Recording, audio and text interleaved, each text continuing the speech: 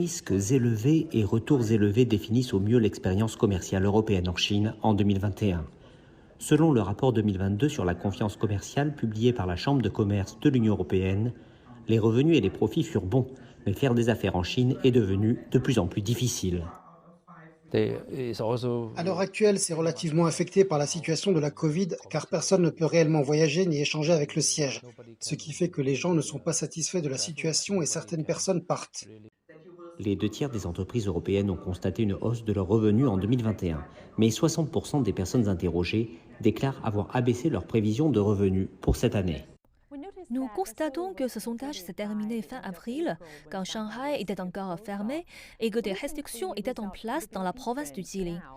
Est-ce que les résultats seraient différents aujourd'hui, alors que l'économie chinoise a retrouvé son élan? Quand ils répondent à une question et donnent la prévision de revenus pour cette année, c'est déjà parti. Car en ce temps, peut-être 2 mois de production pour de nombreuses entreprises, en particulier les PME, c'est quelque chose qu'elles ne peuvent pas récupérer.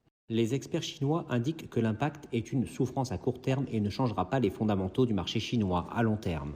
Imaginez si tous les clients, pour la plupart d'entre eux, aient été affectés par le virus. Alors cela va sacrifier leur pouvoir d'achat. Sur le long terme, cela sacrifiera également les fondements de l'économie chinoise. Donc à court terme, c'est une souffrance. Mais sur le long terme, cela se porte bien, c'est brillant et cela apportera de la prospérité pour les bénéfices à long terme, tant pour la Chine que pour les investisseurs et hommes d'affaires chinois et étrangers. Donc, le marché chinois est-il toujours si attractif pour les commerçants européens? La réponse est définitivement oui. Le marché de la consommation est immense en Chine et de nombreuses entreprises opèrent un découplage de leur activité, mettant l'accent sur l'intérieur de la Chine et sur le monde extérieur de la Chine. Donc cela signifie qu'elles veulent être ici. Elles savent que tout le monde sait combien le marché chinois est important ici. La Chine est engagée dans la neutralité carbone, cet objectif fixé par le gouvernement central de Chine. Donc il y aura davantage d'investissements dans l'écologie et les industries respectueuses de l'environnement. Il y aura aussi des avantages à cela pour la plupart des entreprises européennes. Ainsi, dans les secteurs comme la biopharmacie et la production de véhicules électriques, nous pouvons accomplir beaucoup de choses ensemble. La plupart des personnes ayant répondu à l'enquête se montrent positives pour l'avenir des affaires dans la région de la Grande Baie et appellent à davantage de discussions avec le gouvernement, ainsi qu'à une meilleure stratégie afin de retenir les talents internationaux.